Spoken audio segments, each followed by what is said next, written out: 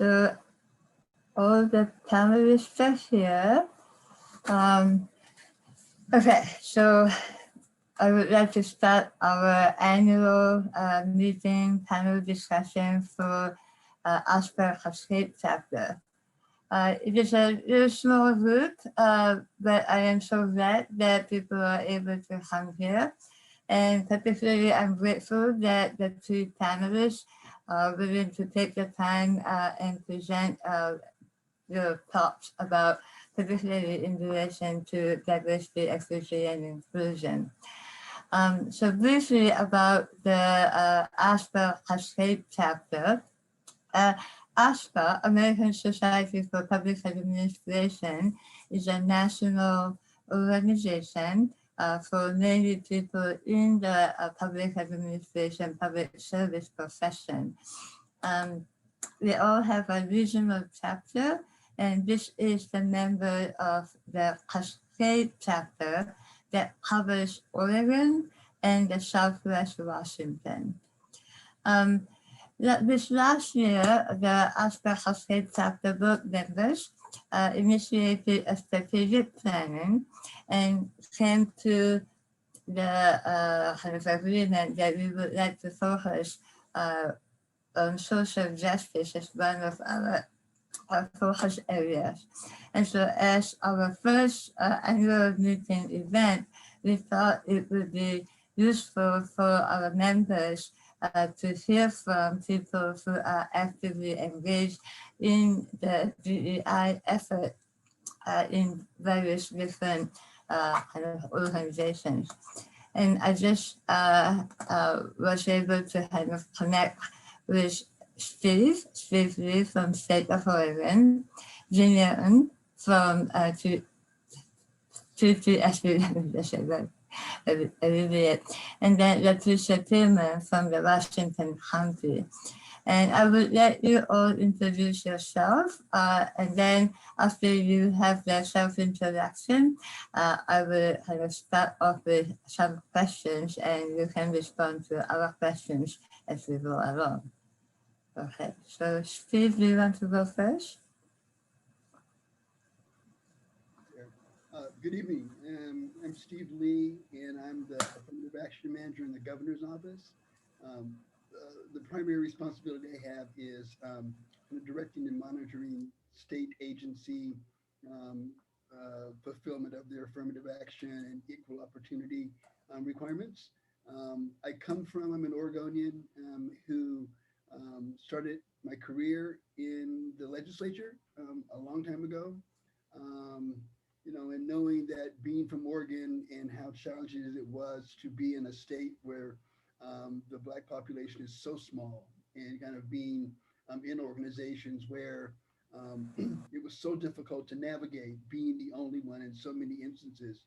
I left and began work in organization. I went out east. I was in Washington, D.C. and New York for a number of years, and began to work in organizations that were Black-led, and kind of the focus was different. And I learned a lot about, mostly I worked on, I'm an urban planner by training, and I worked on a lot of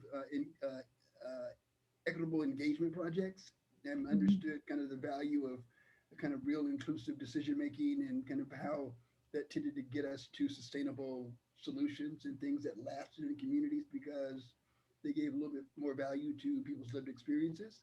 And then I, eventually kind of went to Seattle and worked for the mayor in Seattle, who Seattle has a very rich history of racial and social justice.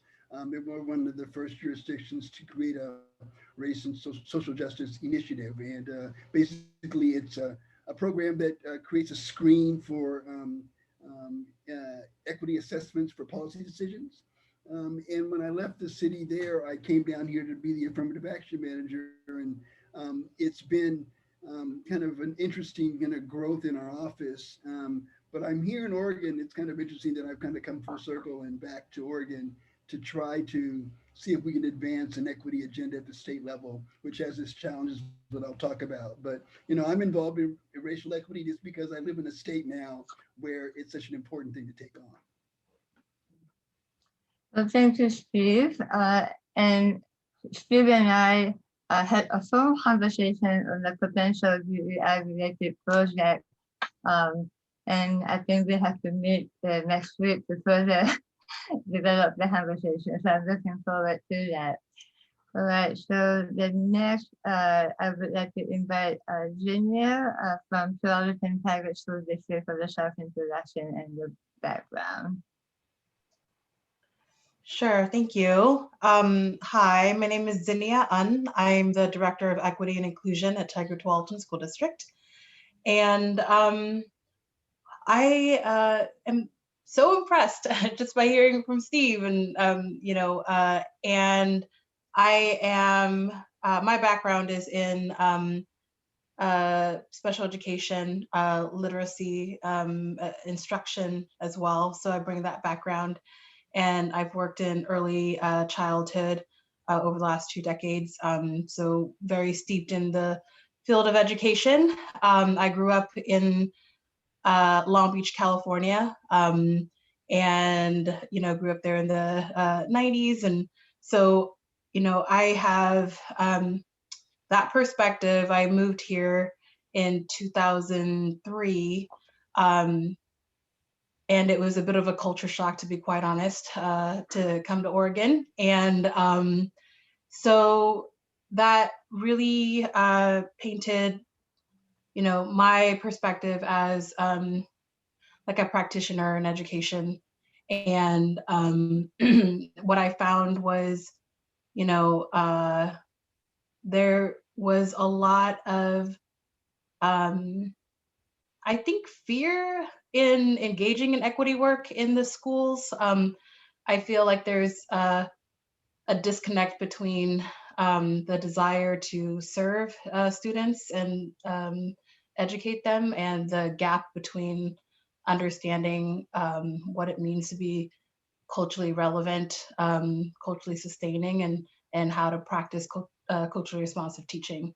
And so I brought that lens in the realm of special education, as well as literacy instruction. And then our equity work at TTSD has come from a lot of grassroots. It's anchored in cultural, I think, sustainability, and also just being able to engage in critical discourse that helps broaden people's perspective to understand multiple perspectives, and the need to include stakeholders in decision making that actually anchors in the community, as opposed to centers the dominant power structures. So those are the things. I'm also a doctoral student, and a lot of the work that I am focused on is around equity in complex systems and collectivism. So I'm happy to be here and excited for the conversation. Thank you, Zinnia. I learned about Zinnia through my student last term. I was teaching cross-cultural communication class, and one of my students interviewed Zinnia, and I got to read the paper, and I thought I really want to meet Zinnia. And so when this kind of discussion opportunity came up, I was like, can I invite Zinnia so I can meet with her? So thank you for having me. All right, last but not least is Latricia Tillman from Washington County. I got introduced by another friend of mine, Janelle Bell, and he kindly connected us with you. Thank you. So Latricia, would you like to do your introduction and a brief background?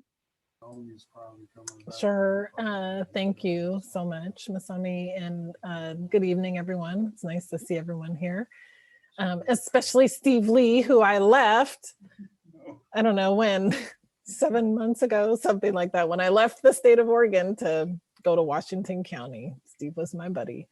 So my name again, Latricia Tillman. I'm the Chief Equity and Inclusion Officer at Washington County. I've been in that role since mid-September.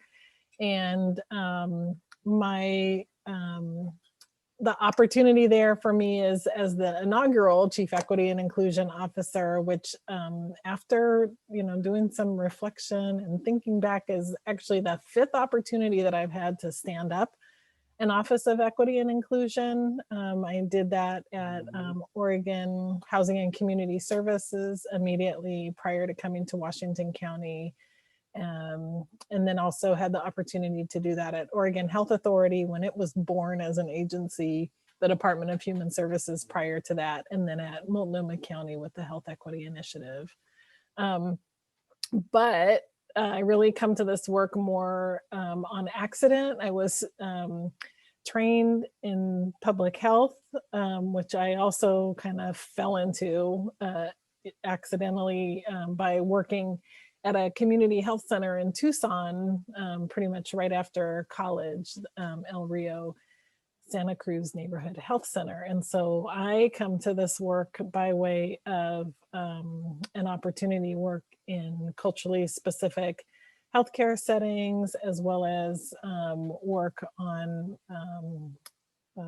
human services work focused on overrepresentation of kids of color in the foster care system. And so I have kind of that health and human services background. And then with a focus on equity, diversity, and inclusion always. And when I went to the state of Oregon for the first time to work at DHS, that's when I really became more immersed in civil rights law. And I'm not a lawyer, but have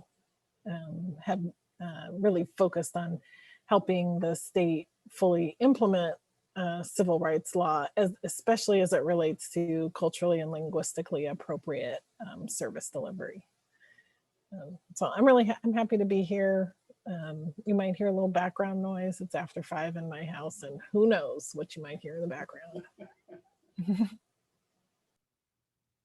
Thank you. And I also have to warn everybody because my puppy is sleeping right now, but if my neighbor starts doing any kind of a yard work, he will start howling. So my apologies if that happens.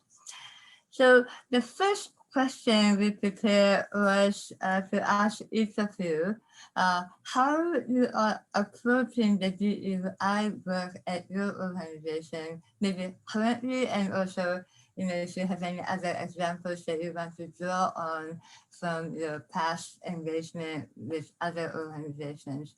But what is your approach? What is the kind of guiding principles that you apply? Should I mix up the order and go with different person? Maybe I'll start with Zinnia then. Of course, yes, sure. With the name Zinnia, typically in the roster, I'm always last, and whether it's Zinnia or Un, so it works. I think I approach this work through personal lived experiences and also the connections that I've made with students and families over the span of the last 2 decades in education. I actually am a daughter of refugees from Cambodia during the genocide.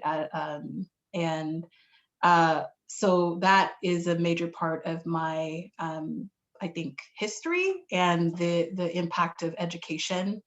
And so for me, I also grew up in, like I said, Long Beach, California, in a system that made decisions for a lot of the community members, where at that time, there were a lot of magnet schools. So I was taken out of my home community and was basically was bused for 12 years of my life, which really impacted, I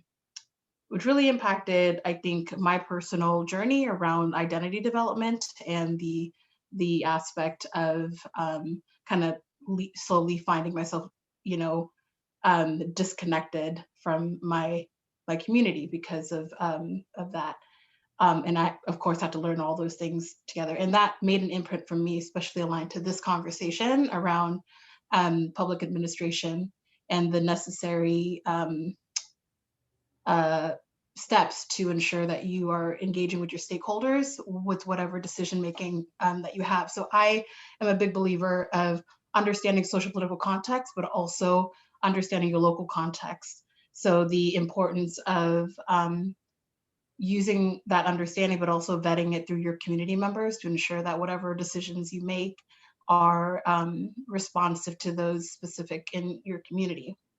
And so big believer in collectivism and the need to also acknowledge that identity is a part of you know, keeping ourselves whole in whatever decisions that we make. So that is another part of the work that I have, and as an educator, the importance of culturally and community responsiveness in the classroom, as well as the importance of building the skills of students to be critical thinkers, especially in this time. So that's the approach that I have. And the other thing about that is, you know, and just helping build people's capacity to convene community in discussion and power sharing.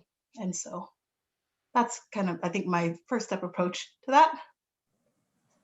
Thank you. That's really deep and at the same time kind of broad, and tells us a lot about your approach. How about Latricia? Yeah, so I think I shared a little bit about how I come to the work just in my introduction, because as I mentioned, I started really with the work while working at a culturally specific community health center. Mm-hmm. And so my orientation, I think, was really informed by not having whiteness as the center, or having real-time translation of messages, like health messages around things like, at the time that I started in healthcare, it was like the early days of the HIV epidemic, and just prior to the tobacco settlement. So after 30 years of struggle to get tobacco recognized as harmful for your health, and then the lawsuits and stuff that started coming out, and then there was the whole master settlement. But being sort of in a community that was very diverse, I was in Tucson at the time, and working from a culturally specific healthcare frame, the orientation is that dominant culture messages don't apply necessarily to the lived experience of diverse communities. And so knowing, similar to Zinnia, that being in relationship with diverse communities is essential to understanding what the real threats are to community and how those play out in communities, but also really being oriented to the strengths and resilience within those communities, the cultural norms within those communities that promote health and well-being and togetherness as protective factors to minimize risk as part of the orientation for me. So really thinking about cultural strengths, that cultural preservation similarly. Interestingly enough, I think even though we didn't have GIS mapping or, like robust data analytics in terms of health care, like kind of rapid access to healthcare analytics, the community health center that I was at, they kind of drew their own maps, and we did these sort of like overlays, like if you remember the overhead projectors, like really being able to focus in on like, where are the communities and what's the need, and being able to understand, who's getting diagnosed with what in our community, which we could access through the healthcare delivery system. So really valuing data, valuing culturally specific data analytics, And then, as I mentioned, well, I guess the other piece would be like language access. Like I kind of work myself out of a job at El Rio because I am not bilingual in Spanish, and like seeing the amazing cultural diversity from the front desk to the medical director and the finance director and the executive director. It's like, you know, seeing what was possible, but not being able to keep up myself, you know, but still the lesson for me was around culturally and linguistically appropriate service delivery, that it's possible. Um, um, so I think those things were really fundamental for me. And then, as I mentioned, going to the state of Oregon and realizing that at no point in my training as a public health professional in a community-based organization in healthcare delivery or in 9 years in local government had I ever learned about civil rights laws.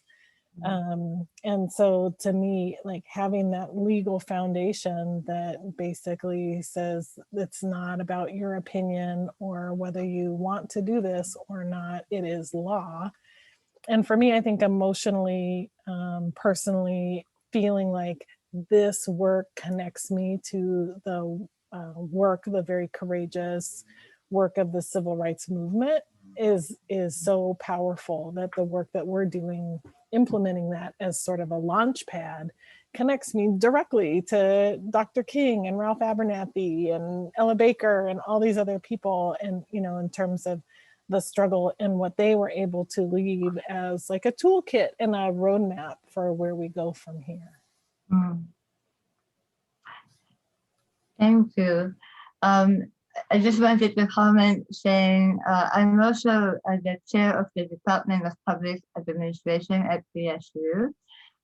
And we have diversity requirements, and one of the courses we offer under diversity requirement is a civil rights law.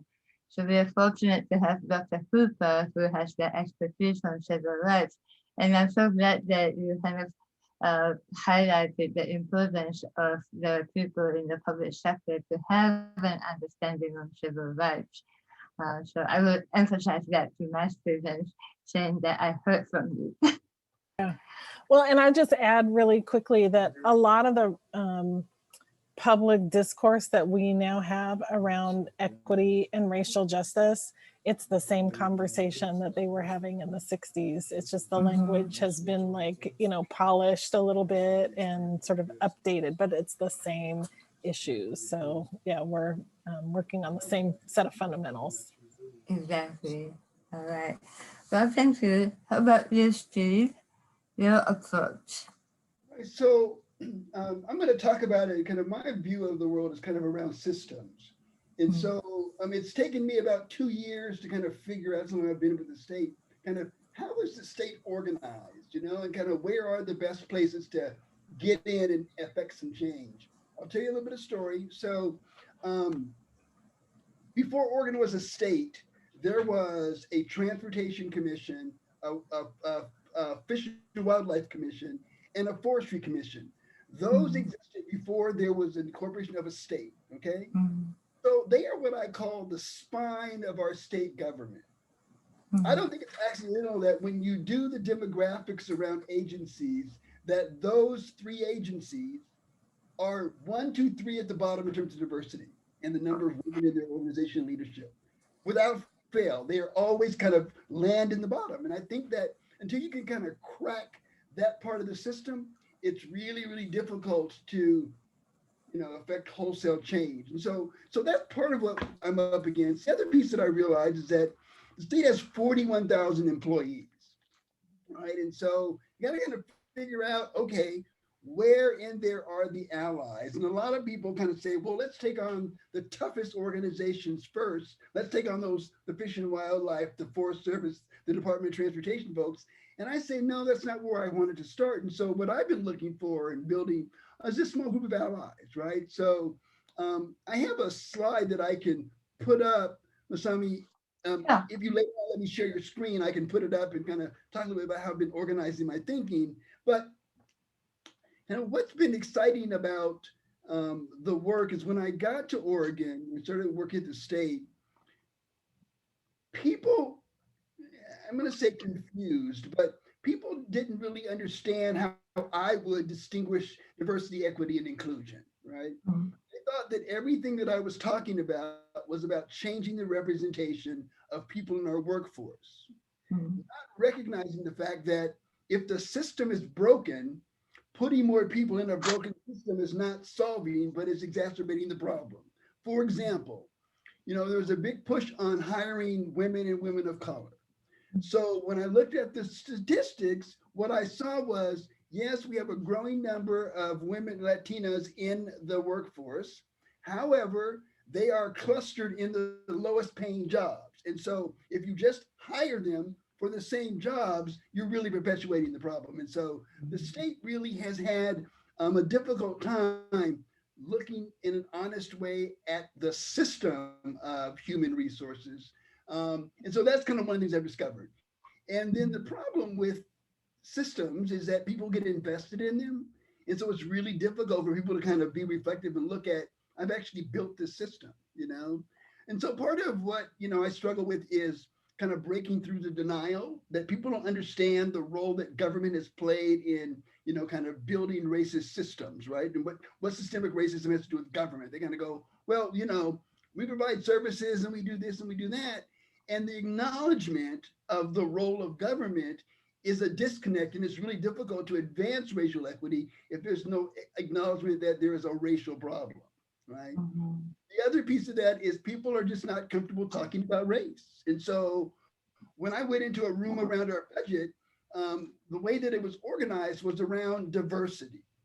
And what that meant was, it meant communities of color, kind of, but it was really about rural Oregon, which are not people of color, right? And so that was kind of the way that diversity was defined. And so really a milestone for me was after George Floyd's murder, I actually got people to begin to talk about racial equity, right?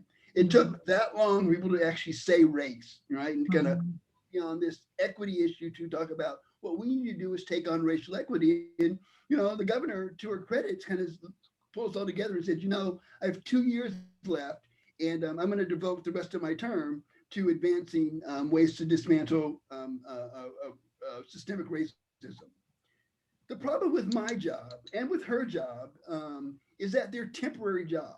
And so all of the thinking, all the good stuff that I do, if it's not institutionalized, it's not sustained, right? And so part of the challenge that I'm kind of facing is, okay, what is it that I can leave behind so that, there's some forward and some momentum to get things moving and keep things moving in terms of advancing racial equity.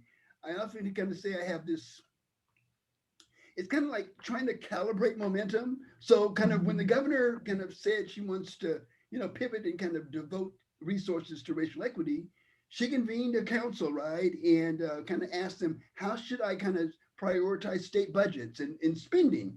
And this group of stakeholders came up with $280 million worth of investments, right? And so the budget went down with that much of an investment in ways to dismantle systemic racism, criminal justice, environment, human services, housing, lots of ways that we did that. And so my thing is that, so once we get the money and we direct agencies to do it, is the capacity on the ground to actually meet expectations and make it happen, right?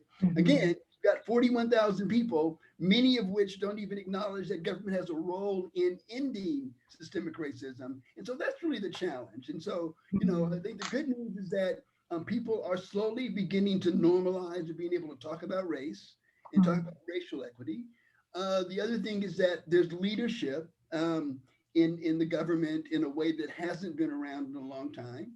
We're beginning to build infrastructure. And so at the beginning of the budget cycle, we were getting all agencies to identify in their budget positions of people that would be in positions to do just DEI work. Excuse me a second.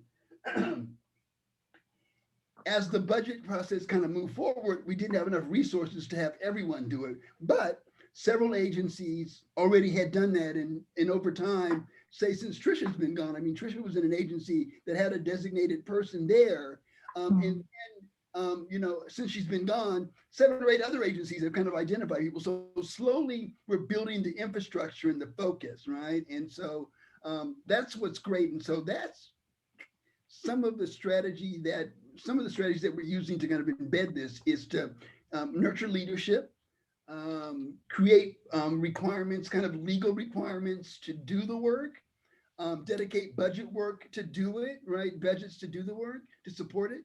And that's the way that will sustain some of it, is if you put the resources behind it, put the policies in place and the infrastructure in place. And then you have to work at bringing people along. And I have a slide I'll share a little bit later if we have time about how to organize your thinking around that and what that looks like. So that's kind of my kind of approach. It's around systems, and that's really how I've been thinking about it. Interesting, great. I think at this point, I just want to just ask if any of you have any comments to react to, or from the audience, any questions. We have some more questions prepared, but I think we were itching to ask. So Jennifer? Oh, well, first of all, thank you everyone for being here. I think your introductions, just your approaches to diversity, and just this one question is already blowing my mind. So thank you. But I did have a question for Steve. You talked a little bit about the Racial Equity Council, and you mentioned this need to be institutionalized change. Do you think the Racial Equity Council is reaching that piece about being institutionalized change? We hope it will. So when the governor convened them and we selected these 40 some odd people, plus a couple of subcommittees, they were an ad hoc group that was an advisory to the governor around the budget. She has sent forth legislation to make it a permanent entity in the government, So we're trying to make it permanent, give it a specific role, and connect it to the governor's office so that they can really influence in a meaningful way decision-making. Because we have lots of advisory groups, but if you really can't sit at the table and actually say, here are our priorities, and then see them realized, there's no point in having them. But we are making an effort to really kind of by law create this Racial Justice Council. Anybody else? Diane? Well, I have a bunch of questions. Thank you so much to all of you for coming here. This is, for me as a grad student, this is always my lifeblood to hear from people who are on the ground doing the work right now. I have a question for Steve, but also Latricia. And I guess it's both kind of around the same thing. How do you create that kind of buy-in? So when it comes to civil rights laws, do you just say we're out of compliance, we need to do this? How do you create that buy-in? And Steve, with you, when it comes to getting people to, carve out capacity, because having those resources are integral to the success and sustainability, how do you approach getting people to agree? So I guess my main question to all three of you is, how are you getting buy-in for these endeavors to ensure that they are sustainable?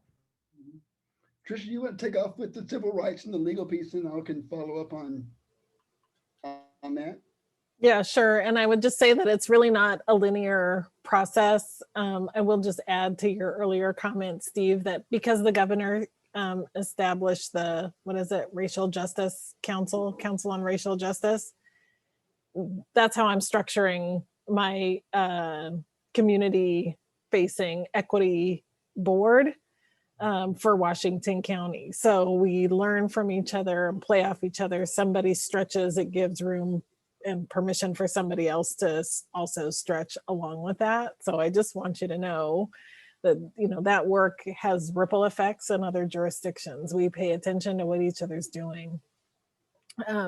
As it relates to building buy-in for civil rights law, my experience really started when I was at the Department of Human Services. And when I started there, Peggy Ross, who at the time was the governor's affirmative action officer, she sort of gave me the charge and just said, I can share with you the number of cases that are coming from the Department of Human Services going directly to BOLI.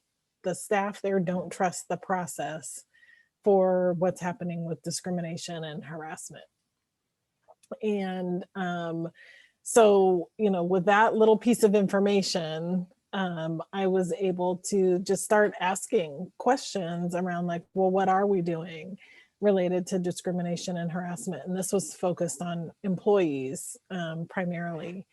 And HR at the time couldn't really tell me what they were doing because they kind of handled the work in a case-by-case basis. And so I just asked, I kind of relied more on the data frame for that. Like, okay, well, how many discrimination harassment cases are you investigating? And how are they being resolved? And how long does it take you to, you know, go through an investigation process? And are you seeing any patterns and what's happening as a result? And the more, there was no answer, there was no system.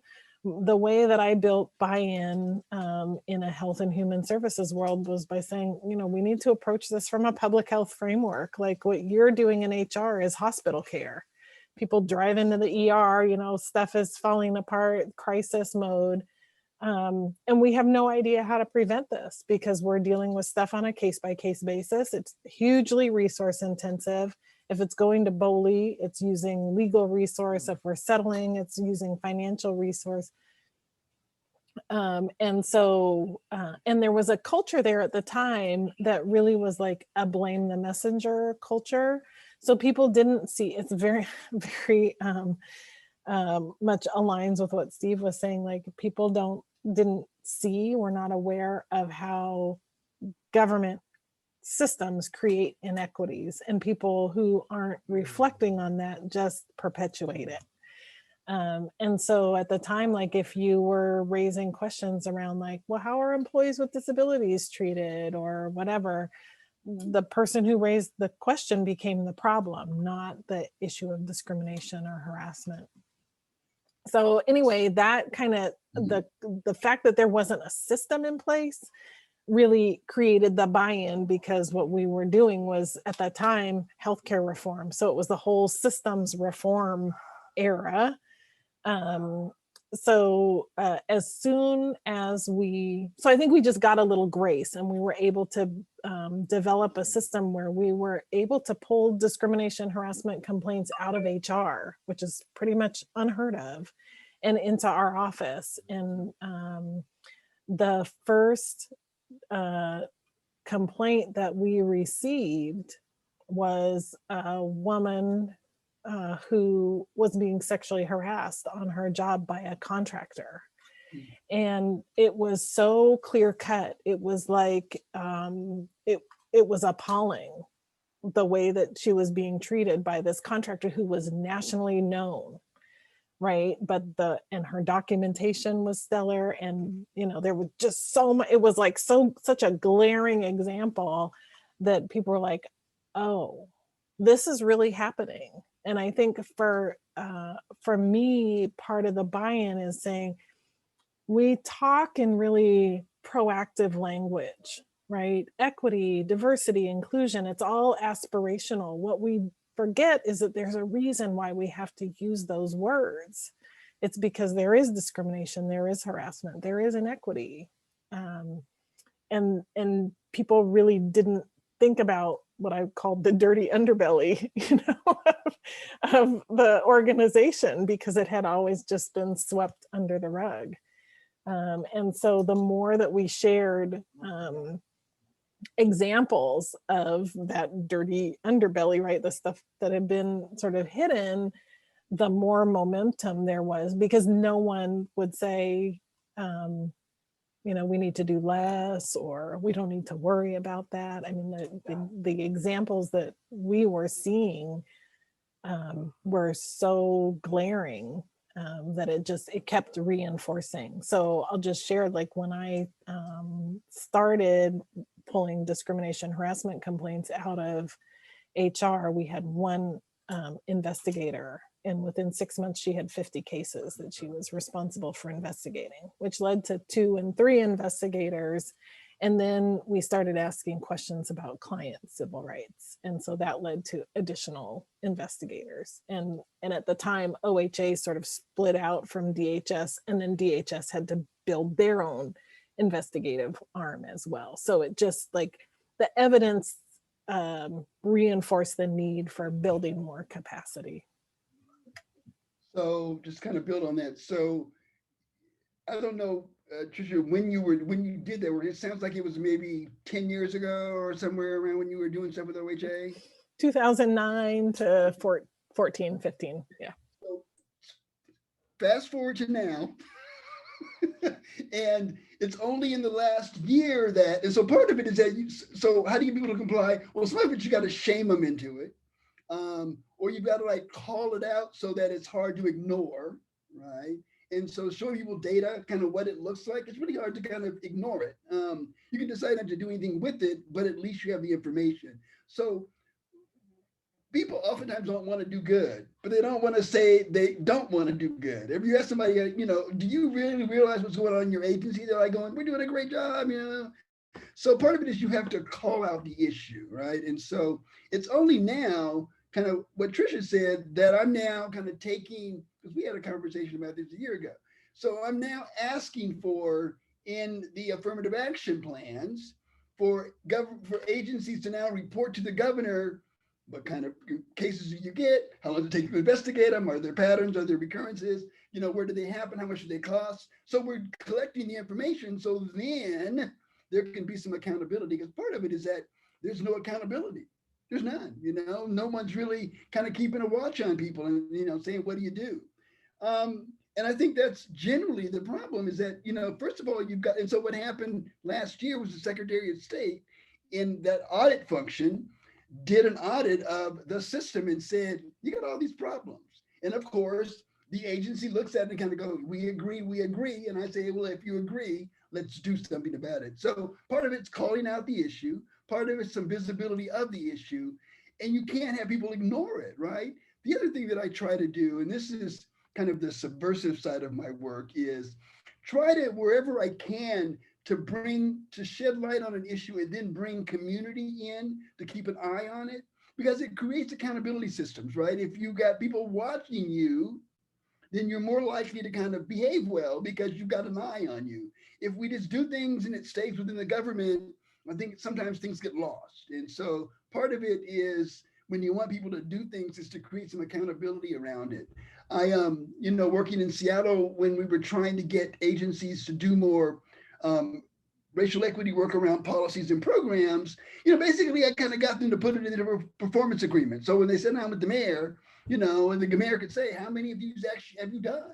There was a standard. And so the state, there are no performance agreements right now. And so there is no accountability there. So how do you then kind of create that in your organization? You get your mayor, your county, whoever your boss is, if they're elected, how do you get them to hold their leadership accountable? Because you need the leadership there, right?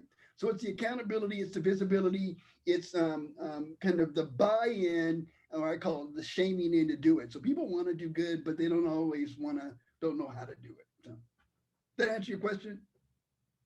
Yes, this was great. And thank you so much for bringing up auditing. I actually just joined the Multnomah County Auditors Advisory Committee, and I was like, I don't even really know what auditing does. And so knowing that you can use it to really advance equity is really great for me to know and read up on, so I can try to make some recommendations. I always believe when it comes to this work, we all have to do our part and see where we have ends to kind of affect some change. So this was very great. Thank you so much. Well, and the thing about audits is by nature, they're quantitative, right? It's not that you just go in and you kind of see what people are doing. You see how much of it or how less of it they're doing, right? And so audits are a way to actually quantify, and kind of, make material what someone is or is not doing. So they're really, really great tools to call out an issue, because it's hard to kind of look away when you show them,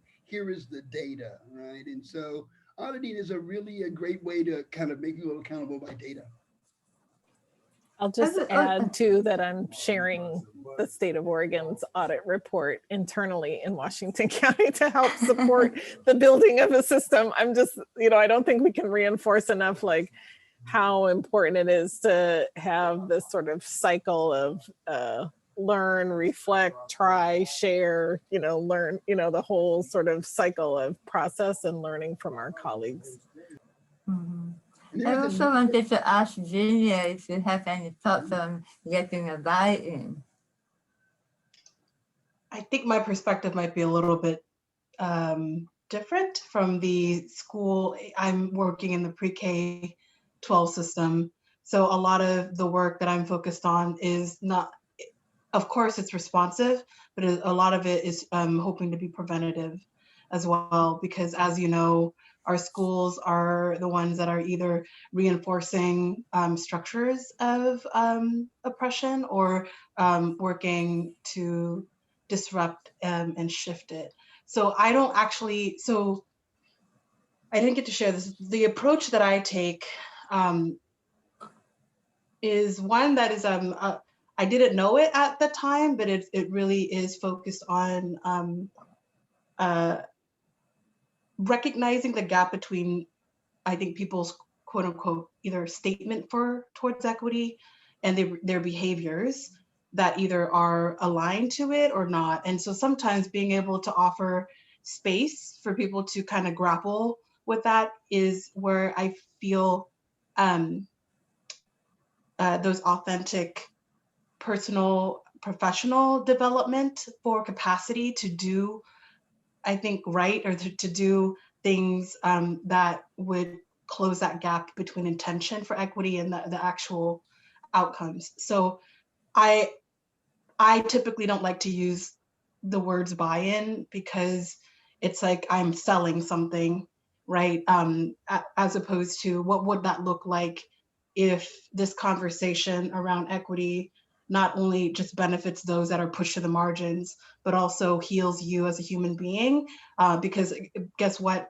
Folks who are white are also stripped from their humanity by not seeing the humanity in other people. So when I talk about restorative practices and I talk about trauma-informed practices, those are the things that I think about when we serve and support our families and our students. And I say that because what I found is that especially in, and I worked with students with social emotional behavioral needs as well, understanding that there was a lot of disproportionality in that as well. So I worked with a lot of students and staff to kind of calibrate and understand how the system either perpetuates or highlights that.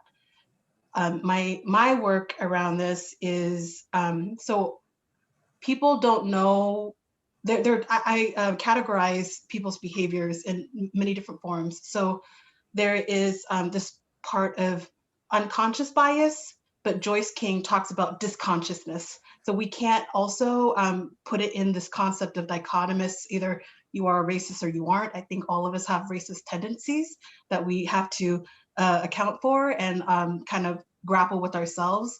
And I say that because, what I found is just as we would want and expect people to have the skills to interrupt and do different, we don't typically have time. We don't typically stop and help people understand how to do the different.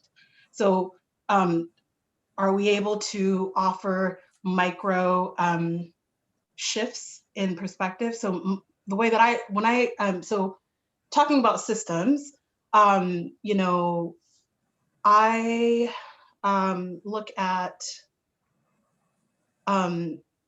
look at relationships as a driver for a lot of this stuff. And as again, I'm speaking really from the preventative components in education. So being able to hold space for people's first thoughts and recognizing that those first thoughts, and these are some of the protocols that I use in supporting discourse and broadening perspectives. It's that idea that we move so fast and the processes of conditioning our beliefs through media, through lived experience, through all these pieces make up our like critical consciousness and how we see the world. And so, and it goes so fast. And that's why people talk about implicit bias, because it's your gut response. So what I was able to do in this work was offer kind of cognitive scaffolds and discourse scaffolds to help shift, interrupt, and offer enough space for a new thought to emerge. And so when we started using discourse protocols across our district, not only with staff, but then also with students, and our city of Tigard and city of Tualatin are partnering up with us so that the city members are also using those discourse protocols. So as a community, we're using similar language to address kind of what Steve had said earlier. People are scared or like nervous about talking about race. So what would that look like if we actually incorporated talking about any topic as part of our muscle memory and our skills development? So, you know, everybody in our system talks about the first thought, second thought protocol, because really time is another mechanism of oppression. So even if you allow a second of pause to think through another possibility of thought, you've allowed the individual to have that imprint. People don't know how to do different if they don't give a way to do different. And so those are the things that I talk about. We have a slew of equity discourse tools that I've developed and supported to really build that.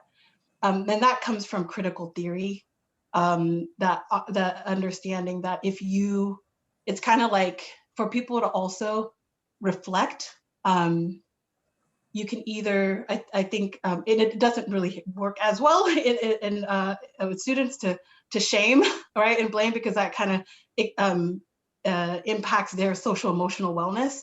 So instead, it's the concept of being like inquiry. And so to be able to pose and like hold for a moment their thought and help them unpack it helps them come to another perspective. So I think those are the things that like we do as a system to kind of help proactively build the capacity for people to have discourses, because you can't, and I've heard at ODE and all these, there's like equity lenses all over the place, right? There's an equity, we do this with an equity lens, we do this with that. And then so my question to folks when they say, well, we have an equity lens, I'm seeking for the personal and professional connection back to, I think, all of our humanity and the ability for everybody to experience the dignity of being human with all the intersections of their identity. And I think to be able to do that, you also have to, let people feel what that looks like when you can be whole in a community. And I think that requires a lot of calibrating. It requires a lot of relationship building and a lot of messing up. But that's the vulnerability that actually requires for us to make those authentic connections, because people can be performative, right, in their actions and do the same thing, if not worse, when you're not looking. And so I don't know. So that's kind of my perspective on things. Interesting. So it sounds like, there is a systems level perspective or organizational structural kind of perspectives that we have to keep in mind. We have to also have a legal framework in mind, but also it is important to pay attention to the kind of interpersonal and kind of individual kind of reflective perspectives. There are a variety of different layers that we should sort of constantly keeping in mind, trying to kind of promote the work. Any other questions from the audience? I have one, if that's okay. Yeah, sure. So full disclosure, I also work for the state of Oregon, and I'm in the IT side of things, and we talk about diversity, equity, and inclusion quite a bit. But one of the things that we confront quite often is the idea that we just need a system to give us the data and then we can do something.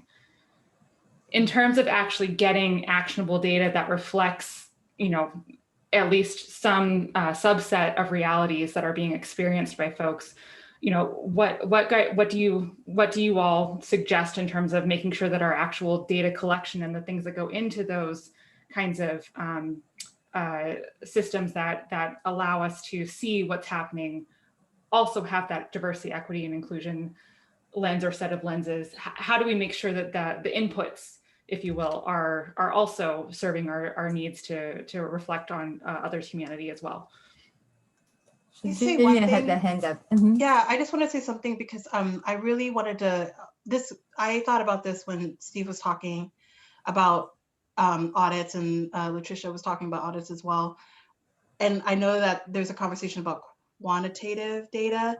In our school district, we take the ethnographic approach as well to support that quantitative data. So like seeing the problem, I mean, my issue, this is sometimes with quantitative data is like, I have been in education for 2 decades, and the thing that I always see is like, okay, we have the data, but people don't do anything with it, or they don't do anything substantial with it because the data tells you the what, but they don't tell you the why. And so that doesn't get you to the root cause. So when you talk about building a comprehensive data collection process, you really think through how do you get the voices of those that you see are not being served well. And so I just wanted to offer that perspective as well. Like when we were tackling hate speech in our school district, we not only saw the data about impact, but we also hosted listening sessions that were also healing in nature, because oftentimes those that experience hate speech don't actually get their experiences mirrored back to them as as being heard and taken seriously. Oftentimes it's met with like detour conversations. And so I just wanted to offer that perspective as well, because that's what allows the actual shifts in systems is through the whys, so that you can address it and target that. And equity work is all about data and all about those pieces. So I just wanted to piggyback that with Latricia's and Steve's insights around audits. Well, in the data, just because you collect it doesn't mean it says anything, right? And so your point about, kind of root causes, unless you figure out what you need data to tell you, then you're not, really asking the right questions. So really doing kind of deep root cause analysis is key. I always have the school, you can ask people the question why, and 5 times. By the time you get to the 5th time, they've kind of gotten down far enough to it and they can actually identify what the problem is. I think that kind of rigor and that kind of approach to it is kind of what we need. I'm working with Catherine Helms and Terrence a little bit too, in our IT department, trying to really get at that, because my question was, they want to do a performance dashboard. I'm like going, okay, so what do you want to put it on there, and why do you want to put that and not that, right? And so we're asking some of those questions, and Catherine's been really a great partner trying to understand ownership and format and kind of, the bias kind of built into data. And so the state's way behind. Even in technology, we're pretty far behind. Somebody's always breaking at the state. And so we're trying to it's true. So we're trying to kind of figure out how to manage that with the resources that we have. We were able to get a couple more bodies into her shop, which is great. And I think we're going to do more work around that. But you're absolutely right. And I think kind of, unless you're asking the right questions, the data is meaningless. I mean, it doesn't have a whole lot of meaning around equity. I'll put it that way. Latricia, do you have anything that you want to add to this point? Yeah, I think that similar to what Zinnia and Steve said, the data kind of is a double-edged sword, particularly when we're talking about race and ethnicity. my experience just before I left the state OHA was that our community partners had organized and advocated for legislation around more granular race and ethnicity data collection. They called it REAL, race, ethnicity, and language data collection. And then that was partnered with disability. So then it became REAL plus D. And there was a legislation that got passed around how we collect granular race, ethnicity, language, and disability data that was all about sort of how people self-identify and empowering people to self-identify and creating enough granularity so that people could self-identify.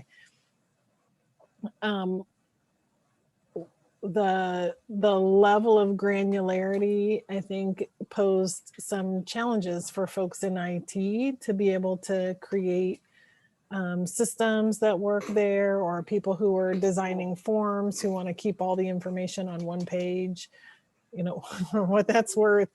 Part of my concern about the pushback is, you know, we had just gone through the, what is it, ICD-9 conversion to ICD-10, and like that granularity around like your diabetes and like, you know, it just like it's voluminous, right? Those codes, and we can somehow have systems that can get to that level of granularity, but we want to talk race and ethnicity, they want to keep it to 5 categories, or, you know, zip code, infinite, race, ethnicity, 5. So there's that kind of pushback around that. But for me, I think the crux of that issue, I think to the point around why root cause, bias, all of that thing is, it really doesn't matter how I self-identify on a form. It matters how the person at the front desk sees me. It matters how my doctor sees me. It matters how the police guy who pulls me over sees me. It doesn't matter how I self-identify. And I think we miss that conversation, and we're not quite there. And I'm not really sure who is quite there yet. I haven't really seen a system that can talk about the bias at the front desk or at the provider level, and want to hold on to the importance and the reality that people need to be empowered to self-identify and not be labeled, and then have care that meets their needs, their culture, their values. So there's these two sort of competing identities around data. And I haven't seen people give that conversation the time and the space that it deserves. Well, and the cop-out is that when we started the conversation earlier this year about let's expand the real D and kind of the disaggregated data across the enterprise, the cop-out was, which is frustrating, is that, well, we'll require everyone to do that if they already collect that kind of data and as technology allows them to do it. Well, that's kind of pushing it off into never land, because the state really as a matter of practice doesn't do a really big investment in technology, so they will never be able to do it, right? And so that's kind of that's the cop out on that one, is that, you know, you do when you see the need, but then they push it so far down the road, you're not going to really get it in time to do anything different. I also wanted to ask, it was not in the prepared question, but it came to me. When we as a chapter were kind of moving forward with our strategic planning, and I said, you know, we decided that we would put, you know, social justice as one of the main kind of focus that we want to frame our activity around. And when we were actually writing how we want to do this work, we had a huge conversation on whether to sort of capture what we want to do under the larger concept of social justice, or whether to call out the racial inequity and focus on, you know, racial inequity part. And we did some research, and we recognized that many organizations are really sort of highlighting the work around racial inequity, with the idea that if we tackle racial inequity, we have to tackle the racial inequity because that is at the core. But also there was a conversation among us saying that it feels like if we just highlight racial inequity, it comes across like we are not paying attention to other inequity. And so, what are your thoughts about those 2 points? Tricia, you want to talk about centering on race? You want to take that one up? Say that again? Can you say that again? About centering on race and kind of the value of that. You want to take that one on?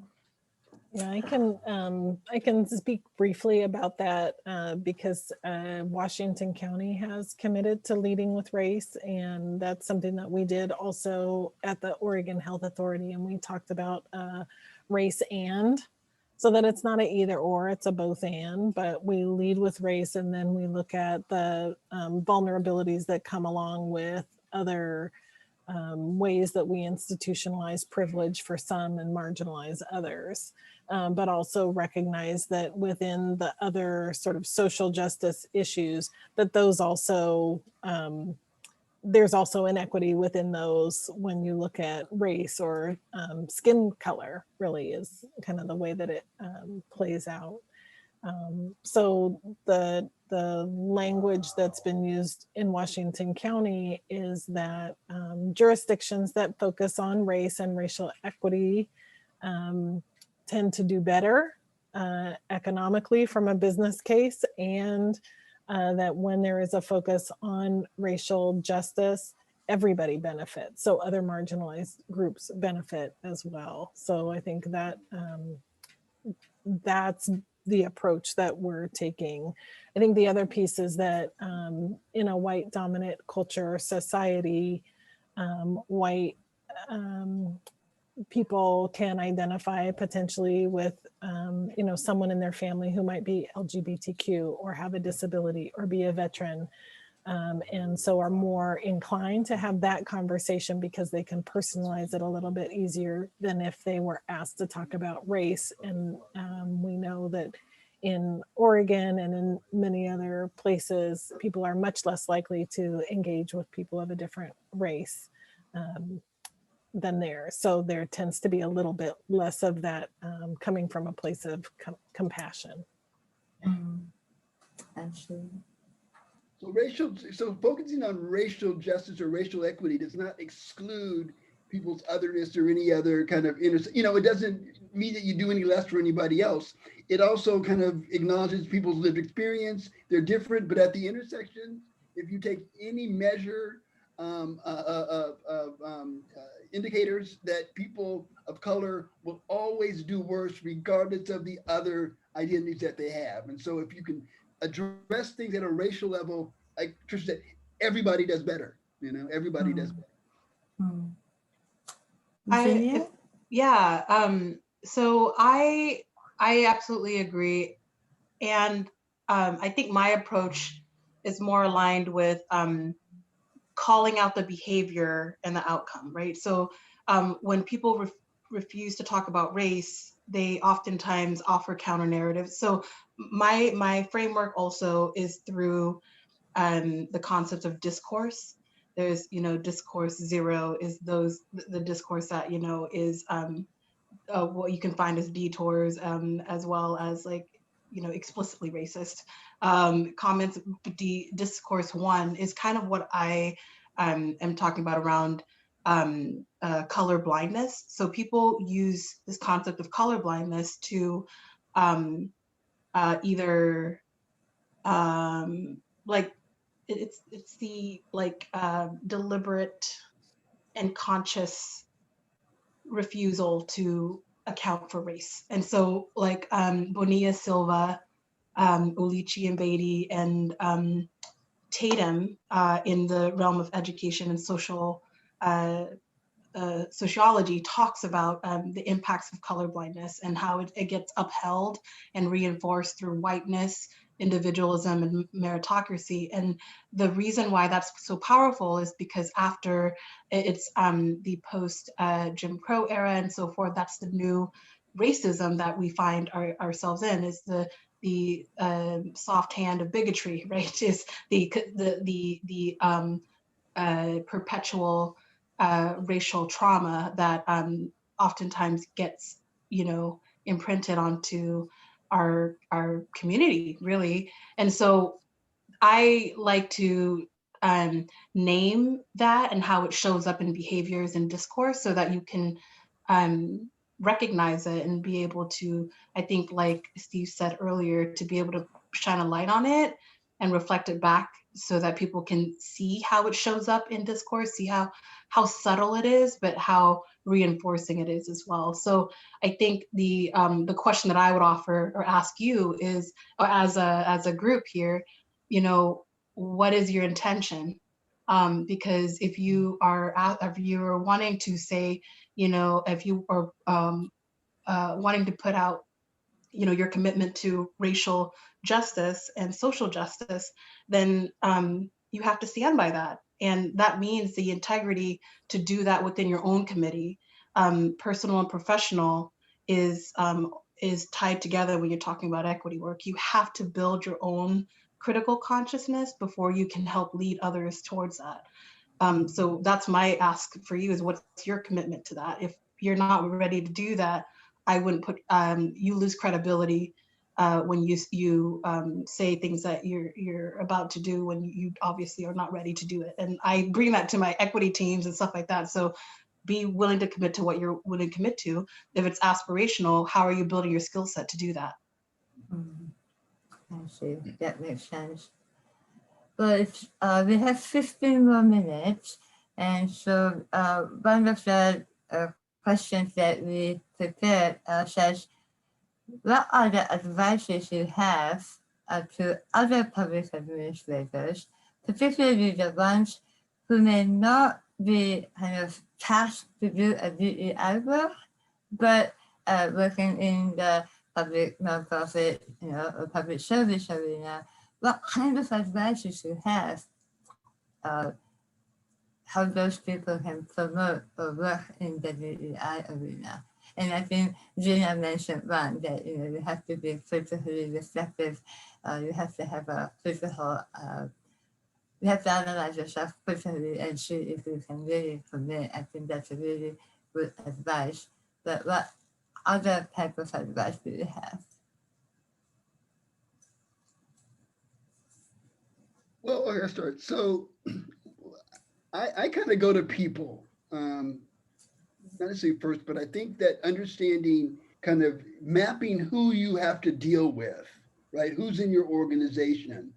And, you know, the question about how much information do they have, or how much apathy exists around them?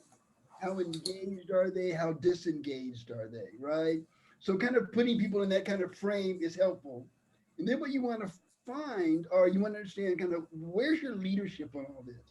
You know, where is the leadership and where does the support come from the top, right? And then kind of, where are the decision makers in that, right? Kind of the folks that actually allocate and, you know, kind of make decisions about where an organization goes. Understand kind of where the leadership is, where the decision makers are, who they are, and take the temperature with them. The other categories of people I would look at are what I call context shapers. They're the people that understand this work a little bit and they do some of it, but don't do it across the enterprise or the organization, but they get it, you know, and they try to do it where they can. But they're the folks that are going to help you take whatever your line of business is and apply what really is a real racial equity lens on it, right? And then there's another group of people that I call influencers. They're the people that lead in other areas, but if you're going to do any real organizational change, which is what a racial equity strategy is really about, it's organizational change, change the way people act, think, and do, that you've got to get people that influence others, right? And so where's that cadre of people that can help you spread the word? And then the final group is kind of the frontline folks, you know, so you've got to figure out where your group is and your other employees, your colleagues. And so I think kind of starting from the top down, doing a map of what's out there is one thing. Then you got to do a little bit of a policy analysis. You got to figure out, okay, so what policies are in place to support this work that I want to do, right?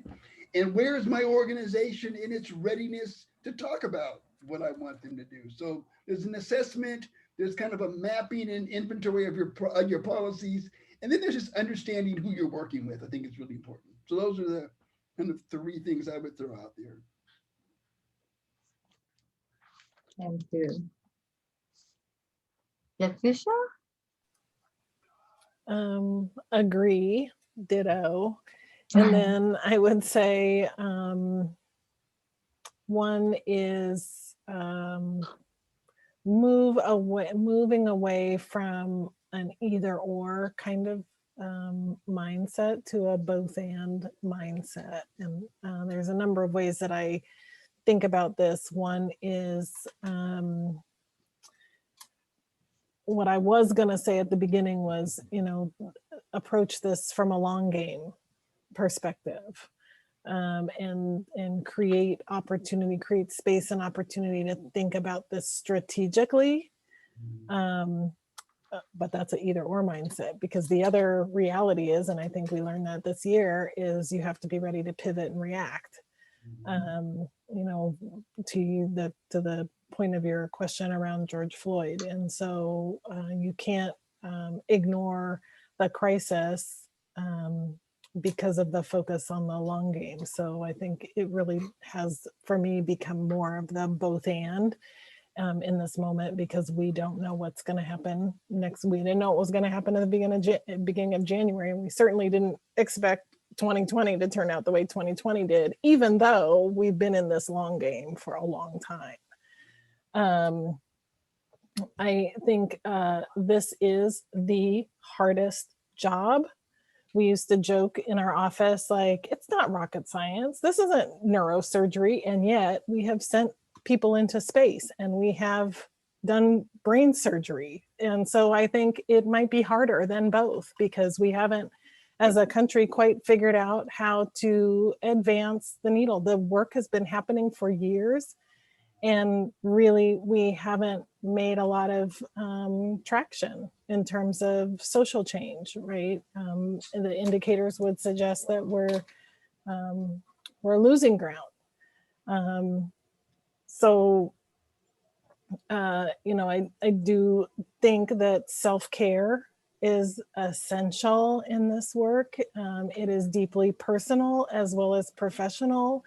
And so we have to really take care of the people who are doing this work. And I think, to Steve's original point around kind of knowing who supports the work, who doesn't support the work, is you really can't do this work alone. I was in a meeting earlier today talking about the proverb that says, when spider webs unite, you can tie up a lion. And I think that is so essential.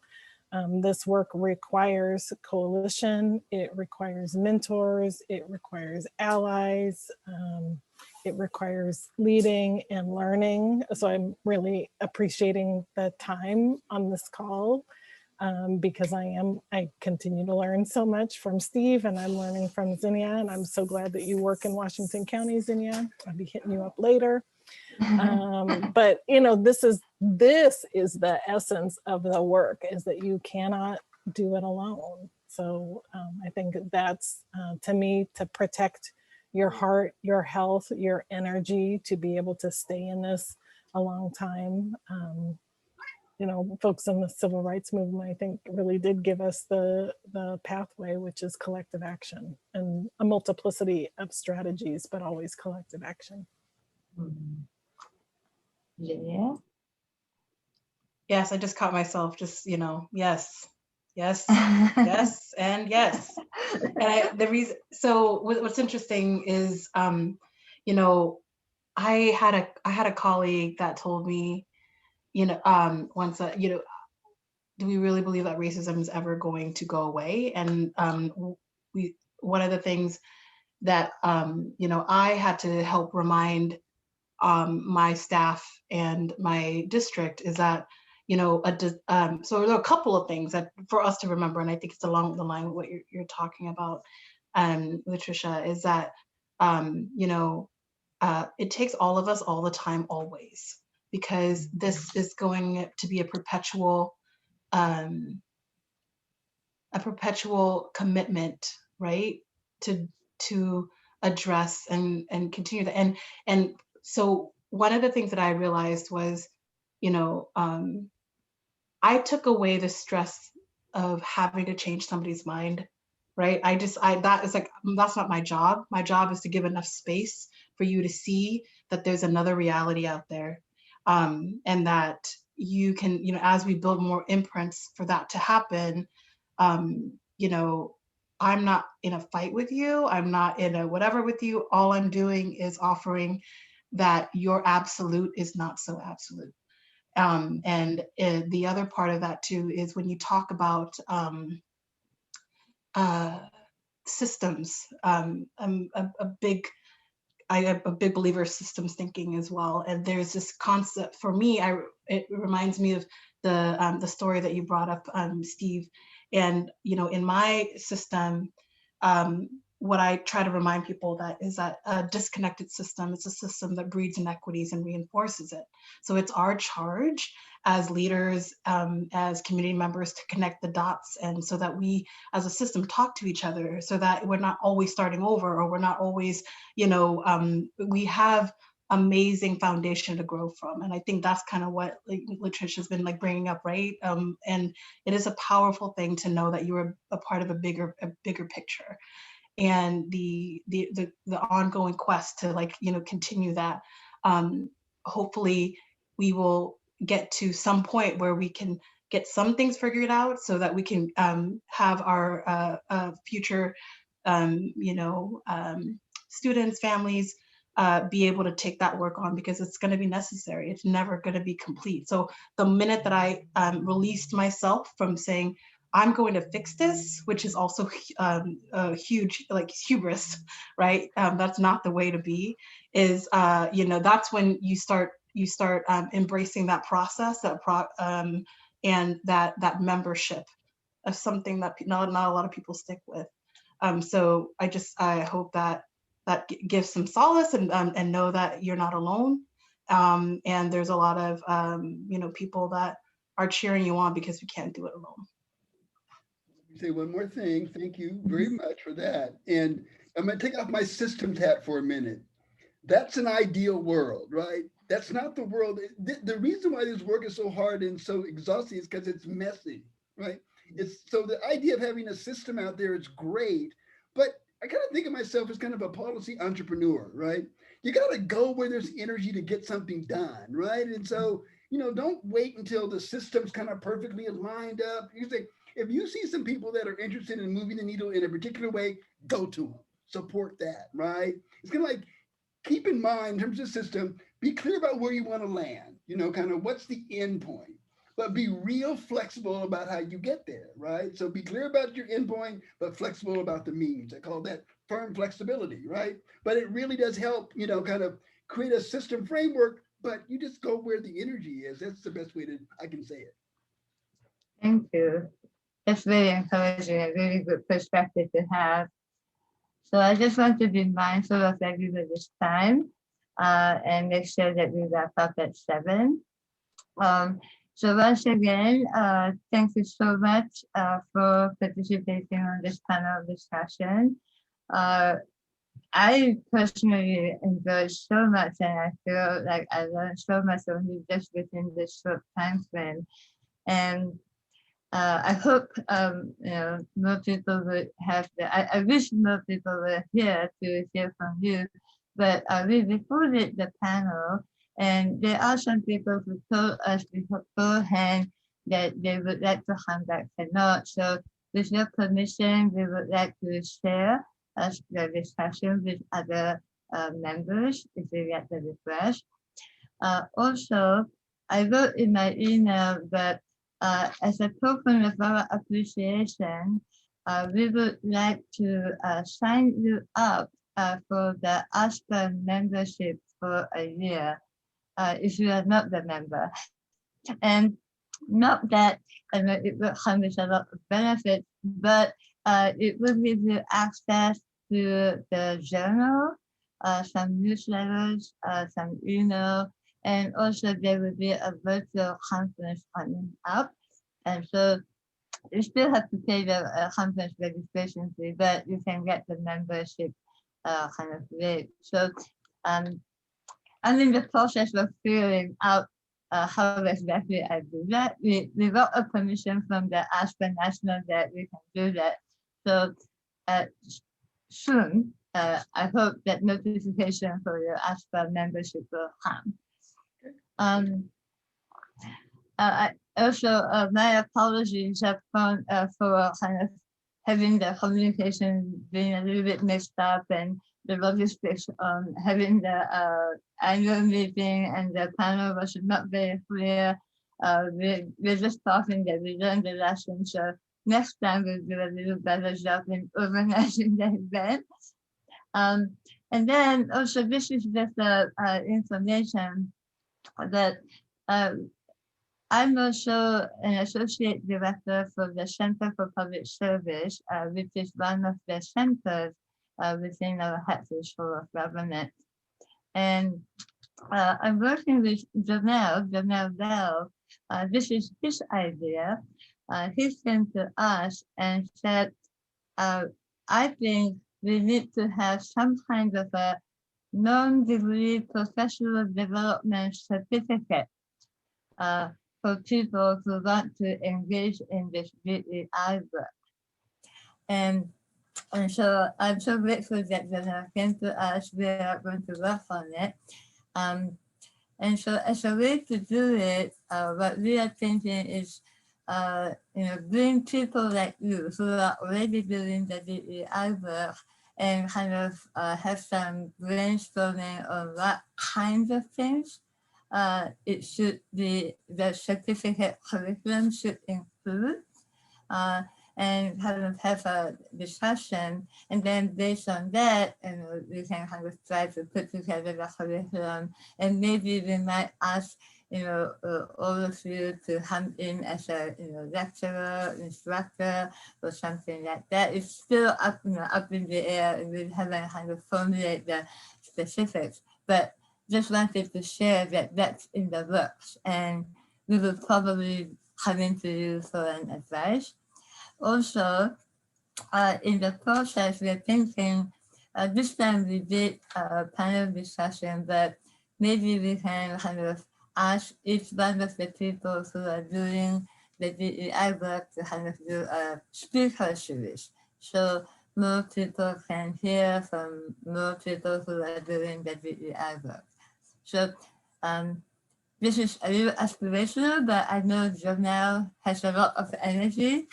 And so hopefully when you get the invitation, please come and help us develop the certificate.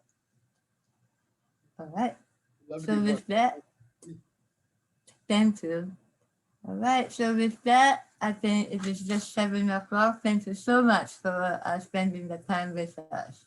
Absolutely. Thanks for having me. Take care. Good Take weekend. care.